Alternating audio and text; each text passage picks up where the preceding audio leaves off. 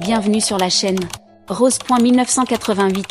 Likez, abonnez-vous à la chaîne pour ne pas manquer les histoires intéressantes. Ma mère m'a demandé de payer un loyer pour vivre dans ma propre maison, tandis que son mari et ses beaux-enfants y vivaient gratuitement. Je vivais dans un bel appartement à Boston avec mon petit ami depuis 3 ans, Tyler. Nous nous étions rencontrés pendant ma dernière année d'université, et les choses avaient évolué rapidement entre nous.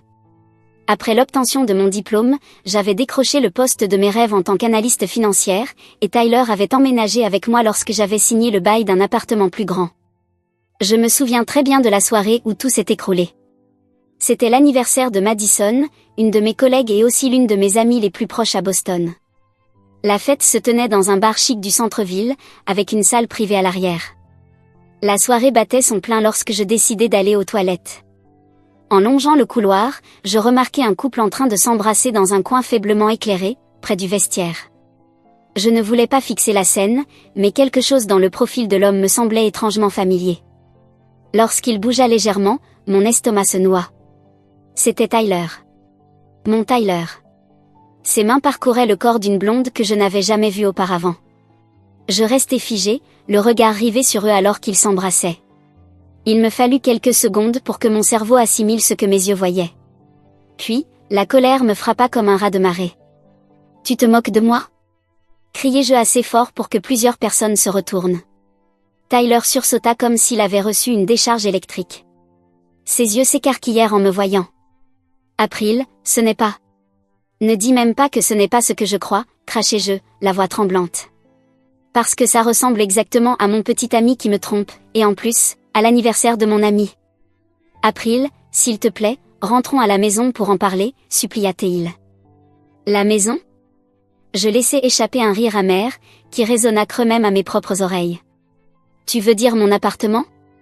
Celui que je paie ? Celui dans lequel tu vis gratuitement parce que je suis assez idiote pour croire que tu m'aimais ? Je le fixai froidement. Je veux que tes affaires aient disparu de chez moi d'ici demain. Je fis demi-tour et sortis du bar sans me retourner, ignorant les appels désespérés de Tyler. Madison me rejoignit à l'extérieur et m'aida à prendre un taxi. J'étais trop en colère pour pleurer. Ces larmes-là viendraient plus tard, lorsque je serais seule dans mon appartement, entourée des affaires de Tyler, autant de rappels de la stupide illusion dans laquelle j'avais vécu. Les 2 semaines suivantes, je me plongeais dans le travail, restant tard au bureau et acceptant des projets supplémentaires. Mais chaque fois que je rentrais chez moi, le vide me frappait. Pas parce que Tyler me manquait, la colère était encore trop vive pour ça, mais parce que je réalisais que je n'avais aucun véritable attachement à Boston, hormis mon travail. Mon vrai foyer, c'était à Pinewood, une petite ville du nord de l'État de New York. C'était la maison que mon père avait construite de ses propres mains. La maison qu'il m'avait léguée en héritage lorsqu'il était décédé d'un cancer, 8 ans auparavant. J'avais 19 ans et j'étais en 2e année d'université lorsque c'est arrivé. Maman m'avait appelé à 3 heures du matin pour m'annoncer que l'état de papa s'était aggravé. Mais quand j'avais parcouru les 6 heures de route pour rentrer à la maison, il était déjà parti. Papa m'avait légué la maison dans son testament. C'était sa façon de s'assurer que j'aurais toujours un endroit où me sentir chez moi. Après les funérailles, j'étais retournée à l'université et j'avais essayé de me concentrer sur mes études. Maman avait vécu seule dans la maison pendant environ 1 an, puis elle m'avait annoncé une nouvelle qui m'avait bouleversée. Elle allait se remarier avec un homme nommé Robert, qui avait 2 adolescents issus d'un précédent mariage. Je n'avais pas bien réagi. C'était trop tôt après la mort de papa, et l'idée d'étrangers vivant dans notre maison familiale me rendait malade. Mais maman m'avait supplié, disant qu'elle se sentait seule et que Robert était un homme bien, quelqu'un qui la rendait heureuse. À contre-séure, j'avais accepté qu'ils emménagent. Que pouvais-je faire d'autre ? J'aimais ma mère, et la maison était bien trop grande pour qu'elle y vive seule. Après l'obtention de mon diplôme, j'avais accepté le poste à Boston au lieu de rentrer chez moi. En partie pour l'opportunité professionnelle, mais si je suis honnête, une plus grande partie de moi savait que je ne me sentais plus vraiment chez moi là-bas. Les rares fois où j'étais revenue pendant les vacances, je m'étais sentie comme une étrangère. Maman était toujours occupée avec Robert ou ses enfants, Emma et Jason. Ils étaient polis, bien sûr, mais il était évident que je ne faisais pas partie de leur nouvelle famille. Assise dans mon appartement à moitié vide à Boston, défilant machinalement sur mon téléphone tout en ignorant les textos de Tyler, j'ai pris une décision, il était temps de rentrer chez moi, dans ma maison. Ma société avait une succursale à Albany, à seulement 30 minutes en voiture de Pinewood. Je pouvais demander ma mutation là-bas, récupérer ma maison et repartir à zéro. Le lendemain matin, j'ai appelé mon patron, Mike, et demandé un rendez-vous. April, qu'est-ce qui te tracasse, demanda-t-il en s'asseyant en face de moi. Je voudrais demander ma mutation pour la succursale d'Albany, annonçai-je directement. Il m'observa un instant avant de pousser un soupir. Tu es l'une de nos meilleures analystes, April. Je détesterais te perdre complètement. Laisse-moi passer quelques coups de fil et voir ce que je peux faire. 3 jours plus tard, Mike confirma ma mutation. J'allais devoir accepter une petite baisse de salaire, mais je pouvais m'en accommoder. Le coût de la vie à Pinewood était bien moindre qu'à Boston de toute façon. Ce soir-là, j'appelai maman pour lui annoncer la nouvelle. « Maman, j'ai quelque chose à te dire, dis-je lorsqu'elle décrocha. Je t'écoute. Je rentre à la maison. Dans la maison. Il y eut un silence. Oh. Quand? Dans environ 2 semaines. Je voulais juste te prévenir pour que tu puisses préparer ma chambre. Un autre silence, plus long cette fois. Ta chambre, mais... Elle hésita. Emma utilise cette chambre depuis qu'elle est à l'université. Eh bien, elle devra déménager dans une autre chambre, dis-je en essayant de garder un ton neutre. C'est ma maison, maman. Bien sûr, répondit-elle précipitamment. C'est juste inattendu. Mais nous serons ravis de te revoir à la maison. Quelque chose dans sa voix me laissa penser que c'était tout sauf sincère, mais je repoussai cette idée. Super. Je te dis à bientôt. En raccrochant, je n'arrivais pas à me débarrasser de cette étrange sensation, mon retour ne serait probablement pas aussi simple que je l'espérais. Mais j'étais déterminée à reprendre le contrôle de ma vie, et de ma maison, quoi qu'il arrive. Les 2 semaines précédant mon déménagement passèrent en un éclair. J'ai mis fin à mon bail, vendu la plupart de mes meubles et emballé tout ce qui comptait vraiment. Mes amis m'ont organisé une soirée d'adieu dans notre bar préféré, pas celui où j'avais surpris Tyler en train de me tromper. Le trajet jusqu'à Pinewood prit près de 6 heures. Lorsque je me suis arrêtée devant la maison coloniale à 2 étages de Maple Street, j'ai ressenti un mélange de nostalgie et d'appréhension. Ma maison.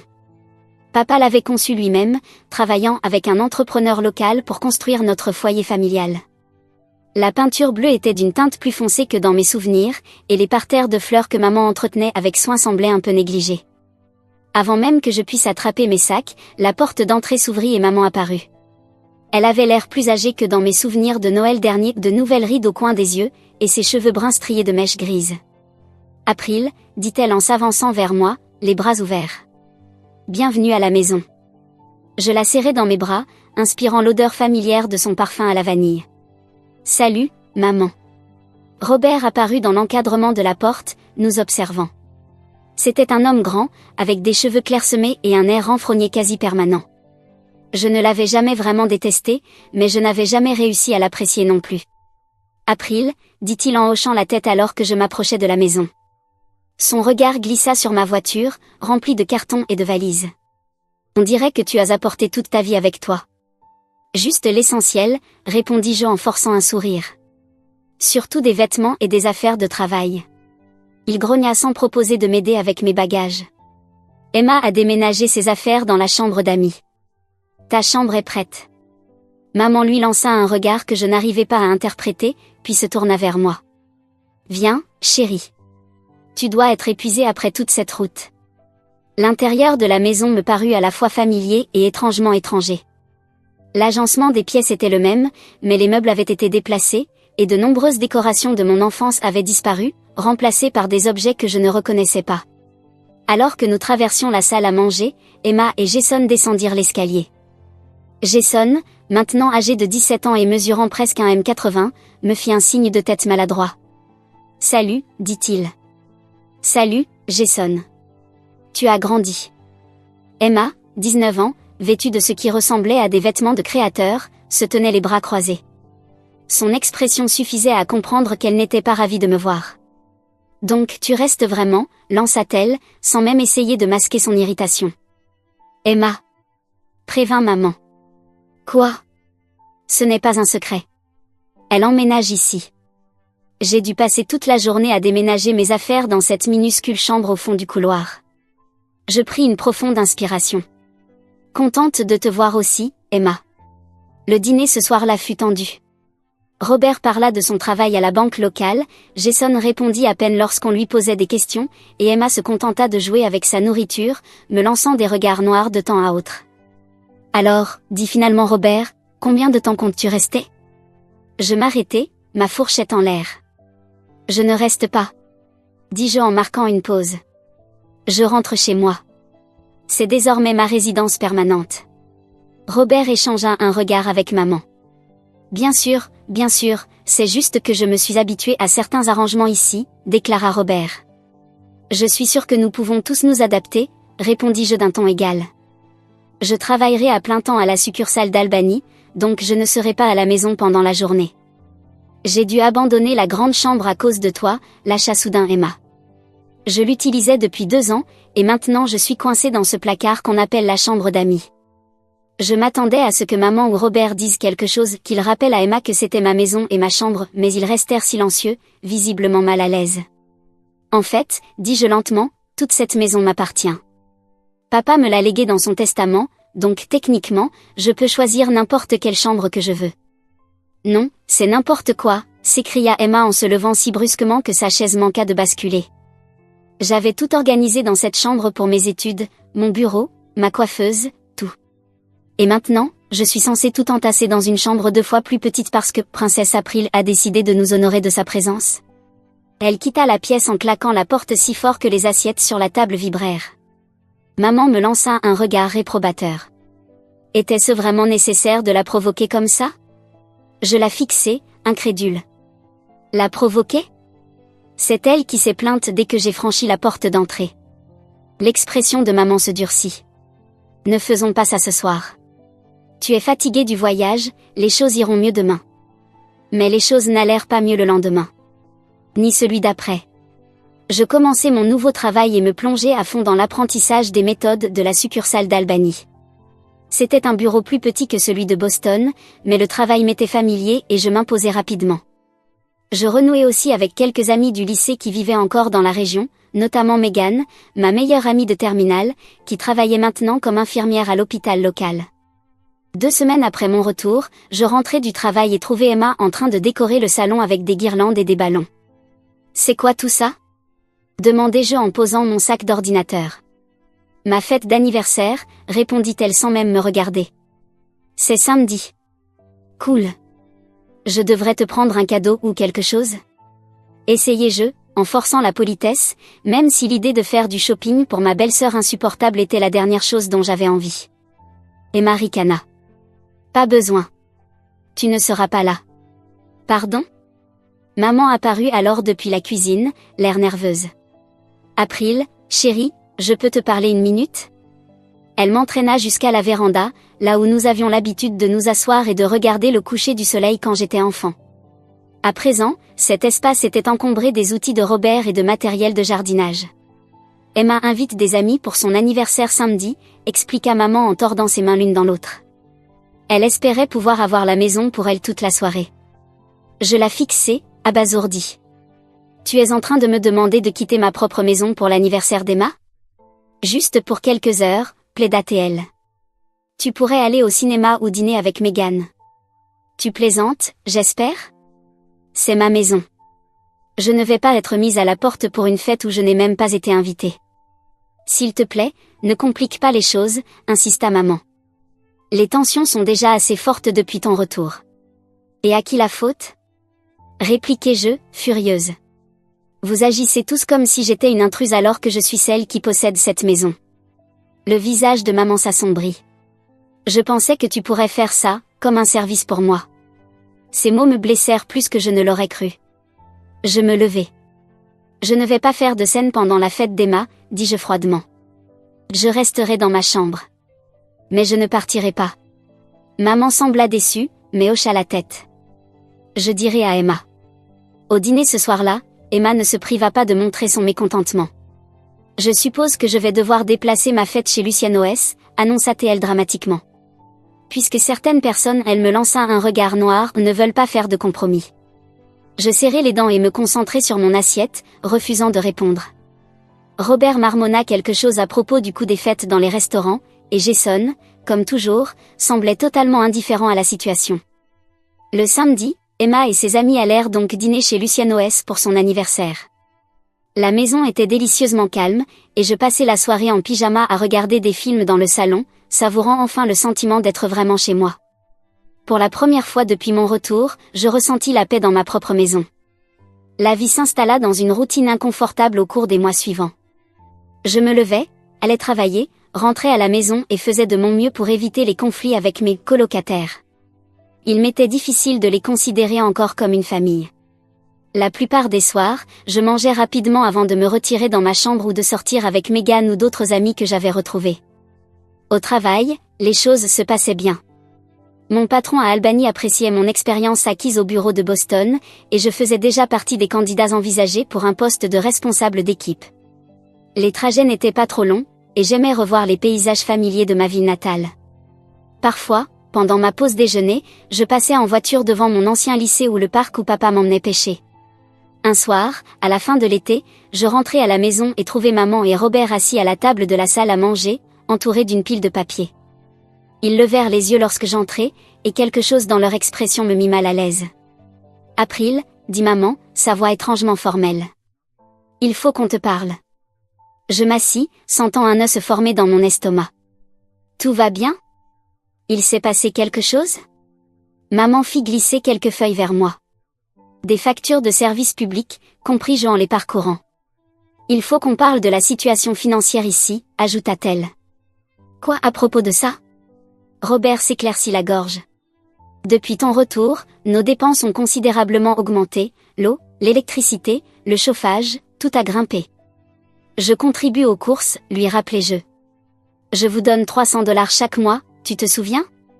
C'est plus que ma part pour la nourriture. » Maman et Robert échangèrent un regard. « Ce n'est que pour la nourriture, » expliqua maman. « Ça ne couvre pas les autres dépenses. » Un froid glacial me traversa. « Ça n'a rien à voir avec la climatisation, » répondis-je, tentant de garder mon calme. « Qu'est-ce que tu veux dire ? » demandai-je, sentant déjà que je n'allais pas aimer sa réponse. « Nous pensons qu'il serait juste que tu paies un loyer, » déclara Robert sèchement. $1000 par mois. Tu es sérieux ? Ma voix monta d'un ton, incrédule. C'est ma maison. Papa me l'a laissée en héritage. C'est moi qui devrais vous faire payer un loyer, si quelqu'un doit le faire. Le visage de Robert se durcit. Écoute-moi bien, jeune fille, lança-t-il d'un ton froid. Nous avons entretenu cette maison pendant 8 ans pendant que tu vivais ta petite vie à Boston. Nous avons payé les taxes foncières, réparé le toit et remplacé le chauffe-eau. Je ne vous ai jamais demandé de faire tout ça, répliquai-je. Et j'ai proposé plusieurs fois d'aider pour les grosses dépenses, mais maman a toujours dit que vous vous en occupiez. Je me tournai vers maman, attendant qu'elle confirme mes paroles, qu'elle prenne ma défense. Mais elle détourna les yeux, les lèvres pincées. Maman, dis-je, ma voix plus faible.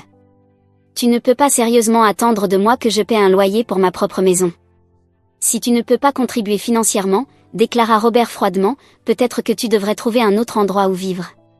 Ces mots me frappèrent comme un coup de poing.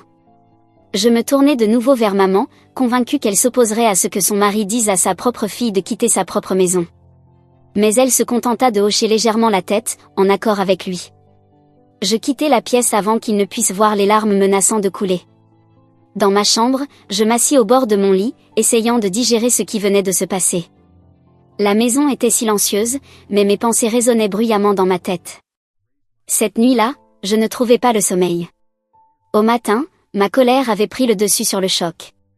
Je m'habillai mécaniquement pour aller au travail, me préparant mentalement à l'affrontement qui m'attendait en descendant pour le petit déjeuner. Toute la famille était déjà là, maman, Robert, Jason, affalé sur son bol de céréales, et Emma, qui leva les yeux vers moi avec un sourire en coin, révélant qu'elle savait parfaitement ce qui s'était passé la veille. « Alors, lança-t-elle d'un ton mielleux pendant que je me servais un café, quand est-ce que tu comptes commencer à payer ton loyer ? Ou tu préfères déménager ? » Quelque chose en moi céda. Je reposai ma tasse soigneusement et lui rendis son sourire. En fait, j'ai pris une décision. Tous les regards se tournèrent vers moi. « Cette maison m'appartient, » dis-je d'une voix posée et calme, malgré la colère qui bouillonnait en moi. Papa me l'a laissée en héritage. Si vous vivez tous ici, c'est uniquement parce que je vous y autorise. Robert ouvrit la bouche pour protester, mais je levai la main pour l'arrêter. À partir du mois prochain, je vais instaurer un nouveau règlement. Chacun d'entre vous, maman, Robert, Emma et Jason, paiera 5 cents de loyer par mois. Cela fait $2000 en tout. Un silence stupéfait s'abattit sur la cuisine. La bouche d'Emma resta ouverte, figée dans un air de choc total. Tu plaisantes, finit par murmurer maman, la voix à peine audible.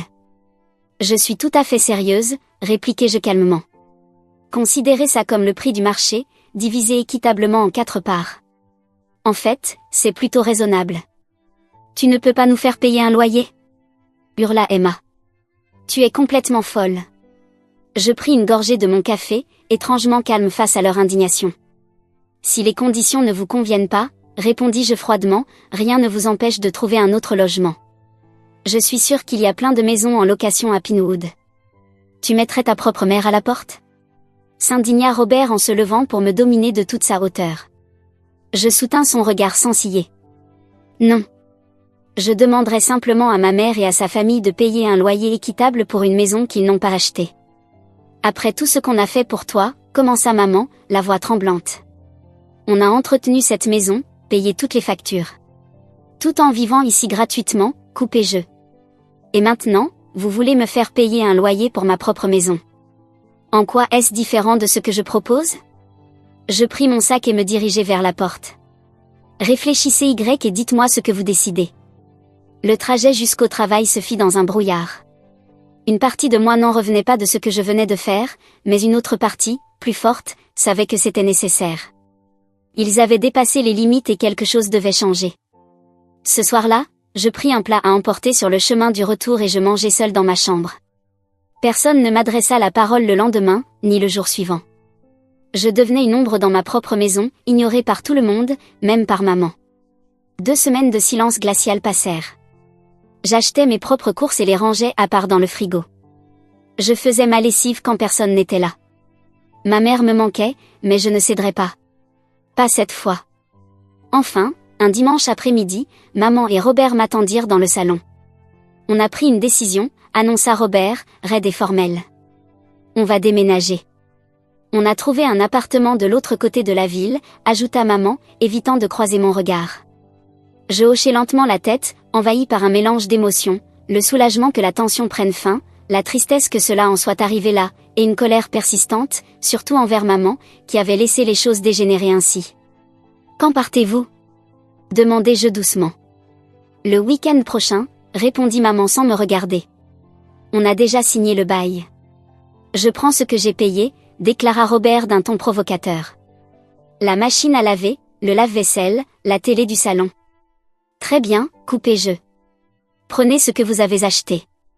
La semaine suivante fut marquée par le bruit des cartons et des meubles qu'on déplaçait.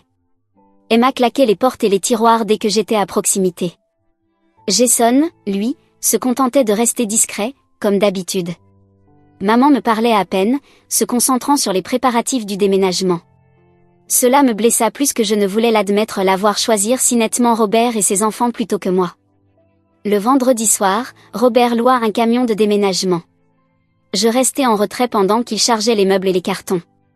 Quand ils furent presque prêts à partir, je les vis tenter de déplacer l'horloge comptoise, celle que papa chérissait tant. Elle se dressait dans l'entrée depuis aussi loin que je me souvenais. Ça reste ici, dis-je fermement en entrant dans le couloir. Robert fronça les sourcils. J'ai payé pour la faire réparer il y a 3 ans, déclara Robert. Elle ne fonctionnait plus quand ton père est mort. Cette horloge appartenait à mon père, rétorquai-je. Il l'avait achetée dans une boutique d'antiquités l'année de ma naissance. Elle reste ici. Pendant un instant, j'ai cru qu'il allait insister. Mais maman posa une main sur son bras et secoua doucement la tête. Ils s'éloignèrent de l'horloge. Alors qu'ils faisaient leur dernier voyage vers le camion, maman resta à l'arrière, traînant volontairement dans la cuisine. Je n'aurais jamais cru que ça se terminerait comme ça, dit-elle doucement. Moi non plus, répondis-je. Mais tu ne m'as pas laissé le choix. Maman détourna les yeux.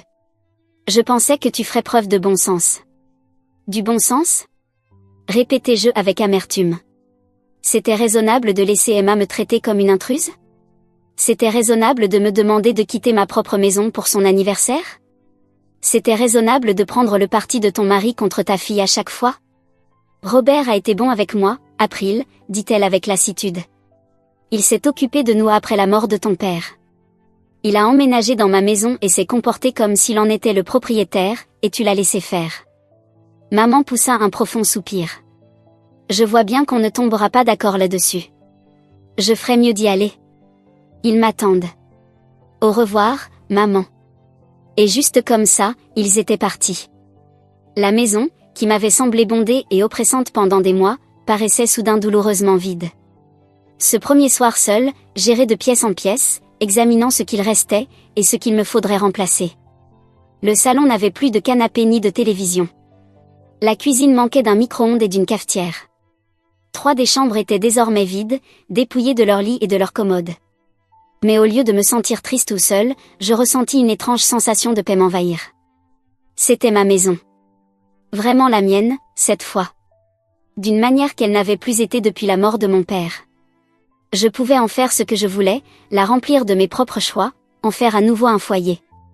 Le lendemain, je me rendis dans le magasin d'équipement pour la maison le plus proche et j'achetai un nouveau canapé, une cafetière et les indispensables pour la cuisine. Je commandai un cadre de lit en ligne et prévus la livraison d'un nouveau matelas. Le week-end venu, je nettoyai chaque pièce en profondeur, ouvrant grand les fenêtres pour laisser l'air frais circuler dans la maison. Le lundi, je retournai au travail le cœur plus léger. Mes collègues remarquèrent immédiatement le changement. « Tu as l'air différente », commenta mon responsable. Plus détendue. Je souris. Je le suis. Les choses se sont enfin calmées à la maison. Ce soir-là, Megan passa chez moi pour voir mes nouveaux aménagements. En parcourant les pièces à moitié vides, elle siffla doucement.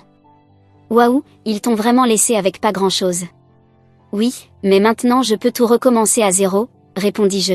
« Je peux enfin en faire un endroit qui me ressemble. » Elle m'aida à organiser mes nouveaux meubles et à accrocher quelques photos que j'avais encadrées, des clichés de papa et moi en train de pêcher, de ma remise de diplôme au lycée, et d'amis que je m'étais fait à Boston. « Tu regrettes ?» demanda Megan alors que nous étions assises sur mon nouveau canapé, buvant du vin dans des mugs à café, faute d'avoir encore remplacé la verrerie. Je réfléchis un instant. « Non », répondis-je honnêtement. Ma mère me manque, et j'aurais aimé que les choses se passent autrement, mais je ne regrette pas d'avoir défendu ma place. Mon anniversaire arriva au début du mois d'octobre. Je ne m'attendais pas à entendre parler de maman, mais son silence me blessa malgré tout. Ma tante Suzanne m'appela pour me souhaiter un joyeux anniversaire, maladroitement, mentionna qu'elle avait croisé maman et Robert à l'épicerie. Ils ont l'air d'aller bien, ajouta-t-elle prudemment. Elle n'a même pas demandé de mes nouvelles, n'est-ce pas? Dis-je. L'hésitation de tante Suzanne en disait long. Donne-lui du temps, April. Elle est têtue, tout comme toi. Je n'ai plus de contact avec ma mère ou sa famille maintenant. Ils ne m'ont jamais donné leur nouvelle adresse, et je n'ai pas cherché à l'obtenir. Maman n'a même pas appelé pour mon anniversaire, ce qui m'a fait mal, mais ça m'a aussi montré clairement où se situaient ses priorités, avec Robert et ses enfants, et non avec moi. Je sais, par des proches, qu'ils vont bien, et cela me suffit. Je vis seule dans ma maison maintenant, mais je ne me sens pas seule. Pour la première fois depuis des années, je ressens enfin la paix. C'est ma maison, et je l'ai reprise en main. Quoi que l'avenir me réserve, je sais que j'ai fait le bon choix en me défendant. Papa aurait été fier.